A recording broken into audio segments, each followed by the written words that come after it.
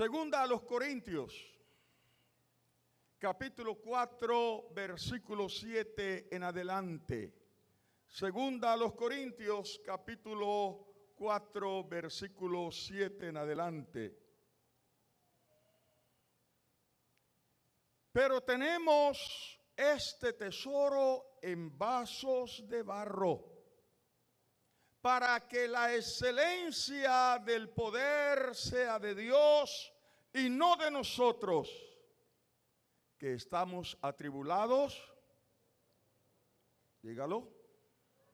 ¿Estamos atribulados en qué? Mas no. En apuros, mas no desesperados. Vamos a quedarnos allí. Pero tenemos este tesoro en vaso de barros, para que la excelencia del poder sea de Dios y no de nosotros, que estamos atribulados en todo, mas no angustiados, en apuros, mas no desesperados. Quiero continuar con este sermón que iniciamos el martes hace 8 días. Y ese martes abordamos la primera parte de este sermón y nos centramos en la palabra atribulados. Continuando con nuestro mensaje, hoy me centraré en las siguientes 2 palabras: apuros y desesperados. Apuros y desesperados. El texto sigue diciendo atribulados, mas no angustiados. En apuros, mas no desesperados. Creo que explicar qué significa apuros en nuestro contexto no será muy difícil. Y no será muy difícil porque algunos de nosotros tenemos más de un doctorado en la materia, sino desde lo conceptual, sí, desde la praxis, desde la experiencia, porque los que no nacimos en cuna de oro, todo comienzo de año, cuando llega el tiempo de las matrículas, la compra de los útiles, y unos añitos después, tanto al inicio como a mitad de año, llegan los semestres de la universidad. Si son 2, 3, y si por ahí pasó la cuenta, esa es la prueba fehaciente de lo que significa estar en apuros. ¿Alguien ha estado en apuros aquí? Levánteme su mano.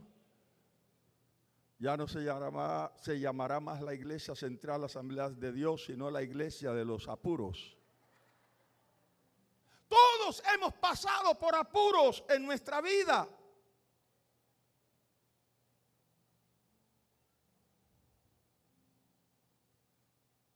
Los apuros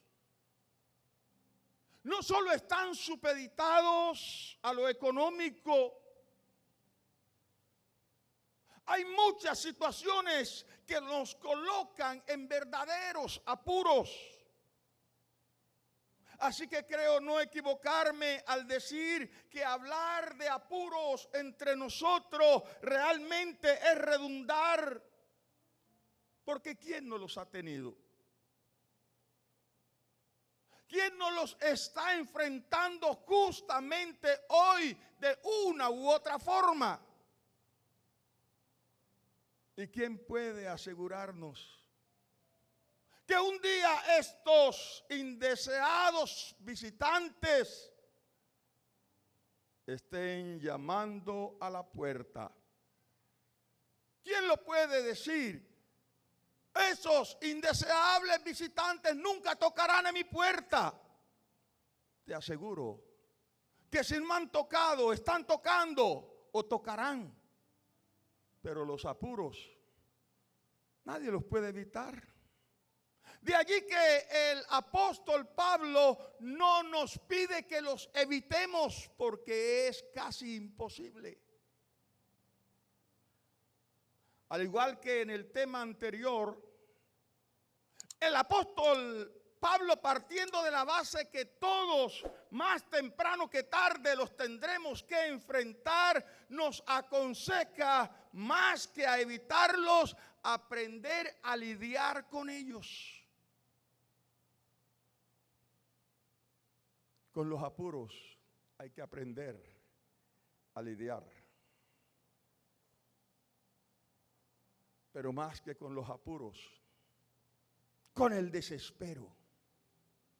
Porque así como las tribulaciones desembocan en angustia, los apuros desembocan en el desespero. Fíjate que en el mensaje anterior les decía que para Pablo el problema no son las tribulaciones, sino que perdamos la batalla mientras estamos en esas tribulaciones, porque el perder la batalla en contra de las tribulaciones es permitirle a la angustia que se apodere de nosotros, y ese sí es el problema. Cuando llega la angustia, ahora de igual manera el apóstol está diciendo, los apuros no los van a poder evitar. Pero si ustedes no le dan buen manejo a los apuros, van a experimentar el desespero. Y por el desespero han sucedido los hechos más terribles que le pueden suceder a una persona. Por eso el apóstol dice, en apuros, mas no ¿qué? Desesperados. En apuros, pasen por los apuros, pero eviten a toda costa caer en el desespero. ¿Y qué significa entonces desespero? La palabra apuros viene del griego aporoumenoi, que significa estar perplejos, confusos. Es como cuando tú te pones la mano en la cabeza y ahora, ¿le ha pasado alguna vez? Y ahora, cuando no vemos salida, cuando todo está nublado.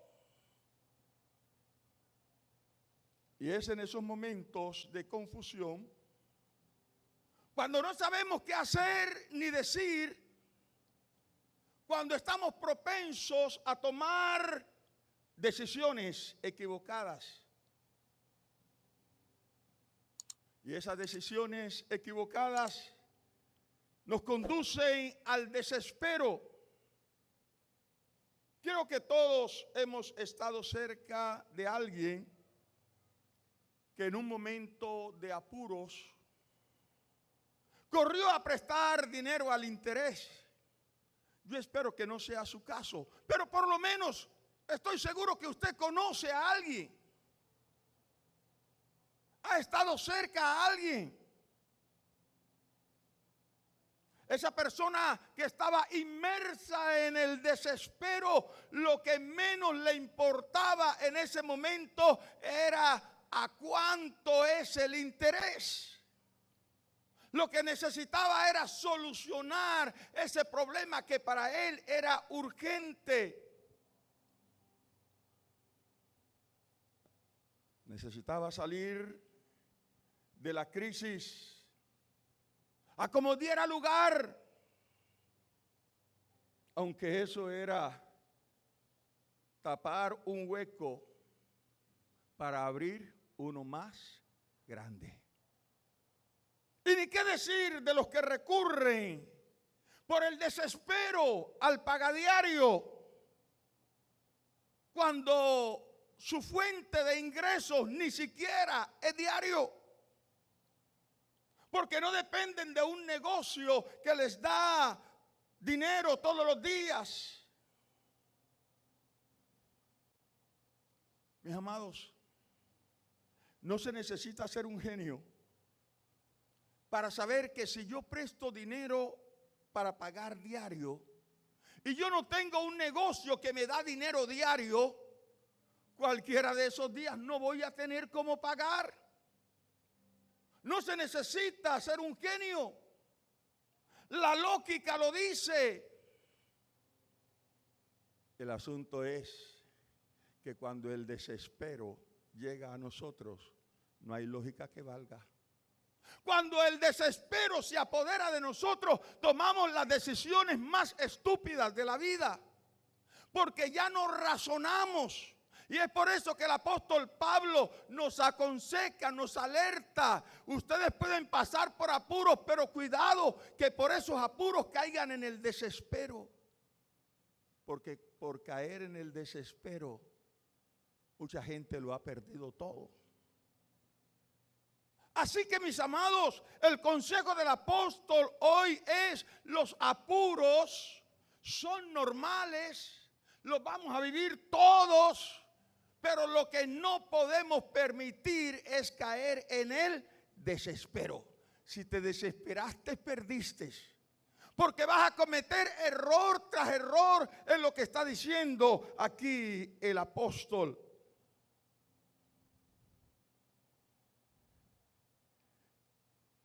Es preferible, mis amados, esperar un día que tomar una decisión de la cual no estás seguro que sea una buena decisión. No sé si me hice entender. En la vida estamos abocados a tomar decisiones. Pero toma una decisión cuando estás seguro que esa decisión es buena. Si no estás seguro, no sé si va a resultar o no, mejor aguántate. Es preferible esperar un poco que tomar una decisión precipitada que va a traer consecuencia funesta a nuestra vida. Una horita de espera para tomar una decisión trascendental puede hacer la diferencia entre una buena y una mala decisión. Puede hacer la diferencia entre mañana estar con una sonrisa de oreja a oreja o estar encerrado llorando gracias a esa nefasta decisión que por precipitud, que por el desespero un día tomamos. ¿Cuántas decisiones funestas hemos tomado por no haber esperado un poquito más? Fue justamente el desespero lo que llevó al rey Saúl a tomar una decisión equivocada. Y después que tomó esa decisión equivocada, por más que hizo para enmendar ese error, fue imposible. Si se hubiera esperado un poquito más. Algunos de nosotros, solo por temperamento, somos propensos a tomar decisiones a la ligera. El apóstol está diciendo: no lo hagan. No lo hagan, porque por tomar decisiones a la ligera, muchos se han arruinado la vida. Se la han tirado por completo. ¿Qué nos dice el apóstol? ¿No estás seguro de la decisión que vas a tomar? Aguántate. El enemigo va a venir para presionarte. Tienes que tomar una decisión ya. Toma la decisión ya si estás seguro que es buena. Si no estás seguro, no lo hagas. Porque es como jugarte la vida en una ruleta. Es como, bueno, vamos a ver si de pronto la pistola no está cargada o el revólver no está cargado y de pronto salgo bien. Hermano, ¿eso es una actitud o una decisión inteligente? No. Es una decisión torpe y el apóstol está diciendo, no tomen decisiones cuando estén desesperados, porque esas decisiones son malas. Déjeme hablarle de esa decisión que Saúl nunca pudo revertir. Esa decisión que por más que hizo, jamás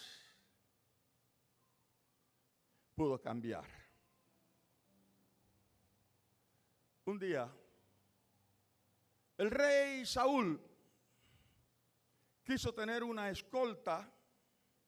Ya era el segundo año de su reinado. Y escogió 3,000 hombres. Y tuvo una escolta de 2,000 hombres para él. Y entregó 1,000 hombres a su hijo Jonatán, quien debería sucederlo en el trono. Jonatán, un joven vigoroso, intrépido, con ese atrevimiento que trae la juventud, le pareció que él tenía fuerza para acabar con una guarnición militar de los filisteos que estaba en Mismas. Y con su guardia especial de 1,000 hombres, los motivó, vamos a metérnosle a la guarnición de los filisteos. Nosotros podemos. Y efectivamente este muchacho era un buen guerrero, era un muchacho metido. Y fueron. Y destruyeron la guarnición de los filisteos. Pero esa noticia llegó al comando central de los filisteos, quienes dice la Biblia que eso provocó en ellos una indignación. Así que la orden es, filisteos, en pie de lucha, vamos a atacar a Israel. Cuando la noticia llegó a Saúl, por supuesto que se preocupó porque los filisteos eran mucho más fuertes que ellos. Y mandó tocar el shofar por todo Israel. Salgan todos en pos de mí, tenemos que hacerle frente a los filisteos.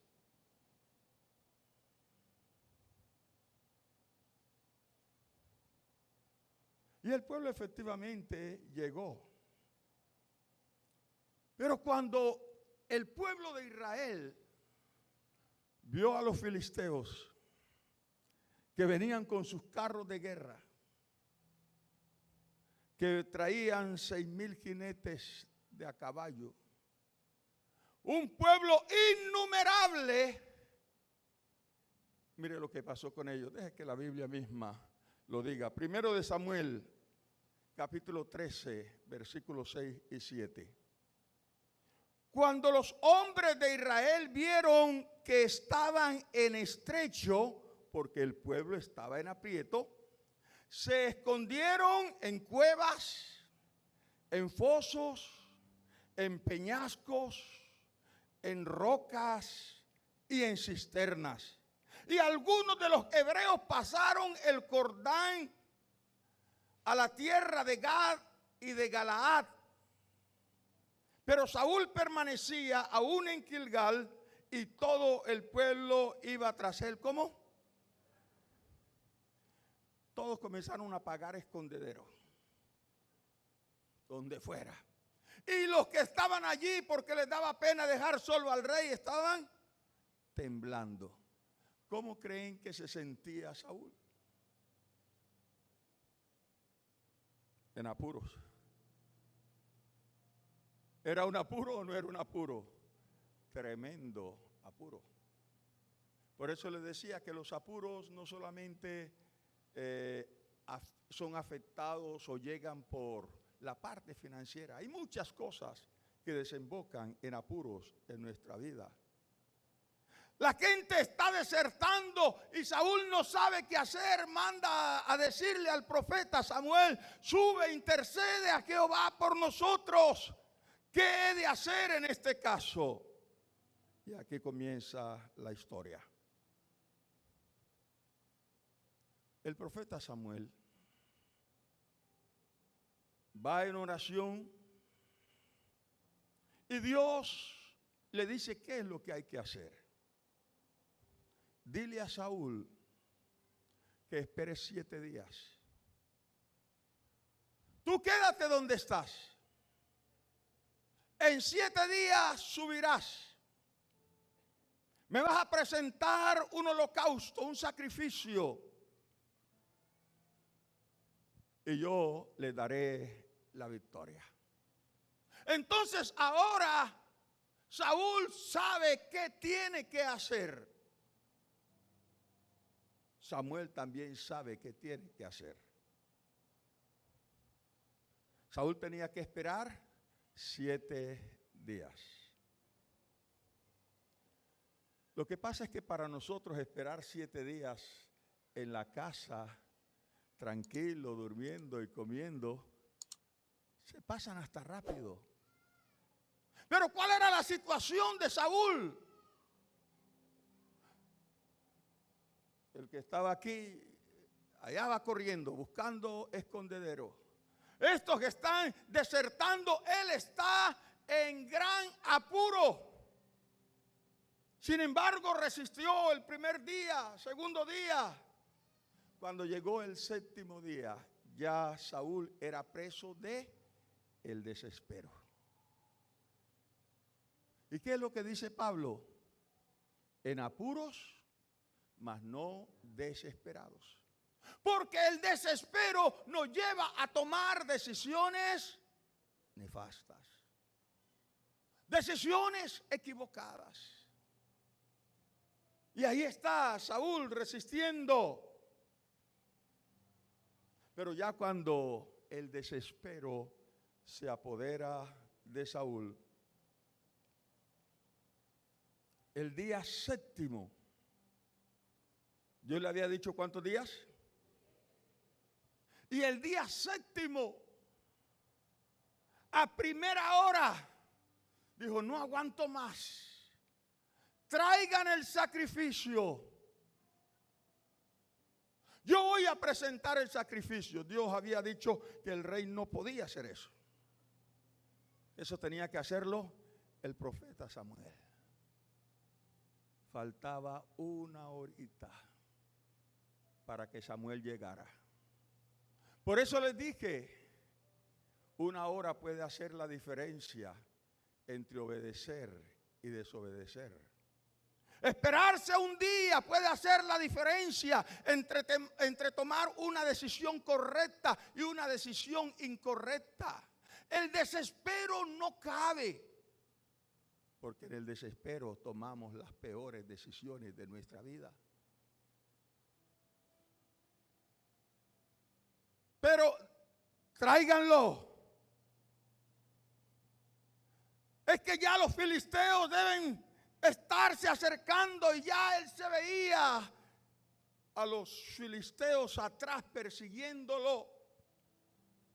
Así que decidió entonces presentar el sacrificio. Y él presentó ese sacrificio.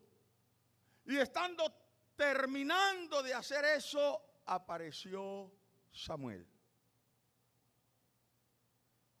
Cuán distintas hubieran sido las cosas si él puede resistir lo que Dios había dicho, el tiempo que Dios había dicho. Espera, son 7 días. Él llegó a los 7 días, pero es que se está demorando.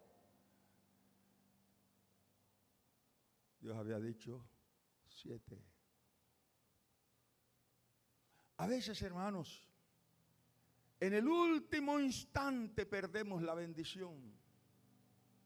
A veces hay gente que está esperando por un milagro y en el último momento dicen cosas como: ya no sé, ya no le pido más a Dios. y en el último instante tiraste todo por la borda. Eso fue lo que hizo Saúl. Y llega Samuel, y Saúl corre a saludarlo, y Samuel le dice: ¿qué es lo que estás haciendo? Primero de Samuel 13 y 14. Entonces Samuel dijo a Saúl: locamente has hecho. No guardaste el mandamiento de Jehová tu Dios que él te había ordenado. Pues ahora Jehová hubiera confirmado tu reino sobre Israel para siempre. ¿Por qué y para qué Dios dijo 7 días? Dios quería probar a Saúl si era capaz de obedecer. Dios sabía por lo que estaba pasando Saúl, pero Dios quería poner a prueba a Saúl. Paréntesis.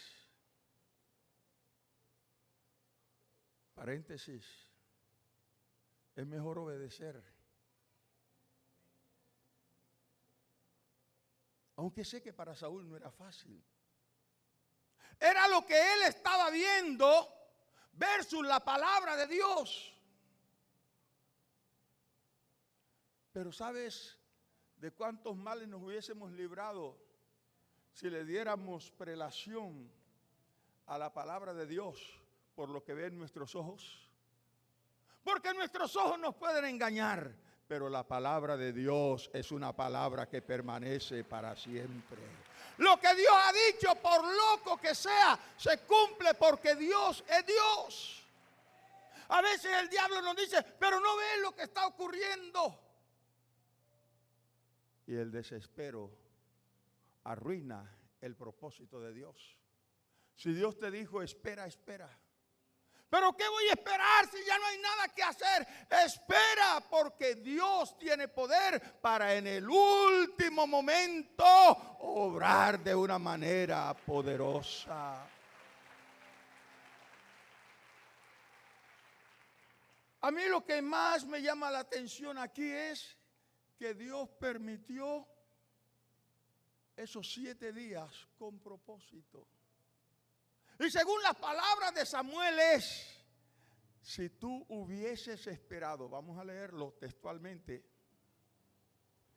pues ahora Jehová, leámoslo todo. Entonces Samuel dijo a Saúl: locamente has hecho, no guardaste el mandamiento de Jehová tu Dios que él te había ordenado. Pues ahora Jehová hubiere confirmado tu reino sobre Israel para siempre. Mas ahora tu reino no será duradero. Mas ahora tu reino no será ¿qué? ¿Cómo interpretamos eso? Mas ahora tu reino no será duradero. Les dije que ¿cuántos años llevaba reinando Saúl? 2. ¿Y cuántos años reinó Saúl? 42. Pero reinó 40 años más. Así que cuando Samuel está hablando de tu reino no será duradero, está hablando de que Saúl no iba a tener la oportunidad de pasar la posta a su hijo Jonatán. ¿Recuerdan todo lo que peleó Saúl con David para pasar la posta a Jonatán? En otras palabras, para entregarle el reino. Eso lo quería afirmar Dios ese día. Si tú eres capaz de obedecerme, entonces cuando tú termines tu reinado, tu hijo te sucederá y el hijo de tu hijo te seguirá sucediendo. Pero por cuanto no lo hiciste, cortaste el reinado. Le pusiste fin. A veces, mis amados, Dios permite situaciones para probar nuestro corazón. Se lo repito. Hay muchas cosas que Dios permite. ¿Por qué 7 días? ¿Por qué Samuel no podía subir el mismo día? Porque Dios quería probar el corazón de Saúl. Pero Saúl tenía un corazón perverso. Cuando llegue a la casa, léase el capítulo 15. Y en el capítulo 15, ahora no se me salgan del sermón en la casa. En el capítulo 15, otra vez repite la misma historia. Dios le da una orden y hace lo que le da la gana. Y entonces vino la palabra del profeta Samuel. Tus excusas no son valederas delante de Dios. Porque para Dios es más importante la obediencia que los múltiples sacrificios. Obedecer la palabra de Dios, hermano, nos va a conducir a puerto seguro. Obedecer la palabra de Dios nos va a evitar muchos males. A veces le damos más importancia a nuestro razonamiento. Es que yo creo así, que a lo que Dios está diciendo. Pero hoy el consejo que nos da Pablo es: sigan el consejo de Jehová. No dejen que el desespero los lleve a tomar decisiones equivocadas, porque después, aunque hagan lo que hagan, ya será demasiado tarde. Póngase de pie, por favor.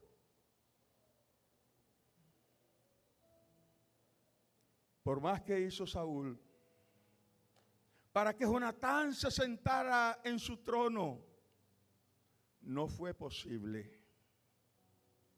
Esa hora de diferencia. ¿Cuánto fue el tiempo del sacrificio? Cuando está terminando el sacrificio, aparece Samuel. 1 hora. 1 horita hizo la diferencia, mis amados. Esa hora de espera pudo haber sentado a Jonatán en el trono. Esa hora de espera pudo haberle dado una victoria contundente a Saúl. Esa hora de espera pudo haber cambiado las cosas.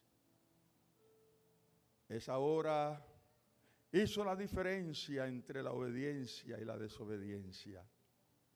Esa hora de espera hizo la diferencia entre agradar y desagradar a Dios.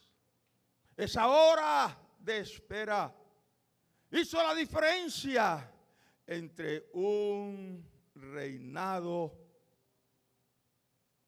por mucho tiempo y un reinado que se rompió en la primera generación. El propósito de Dios, al pedir 7 días, era probar si este hombre era capaz de creer a su palabra por encima de las circunstancias. Aleluya.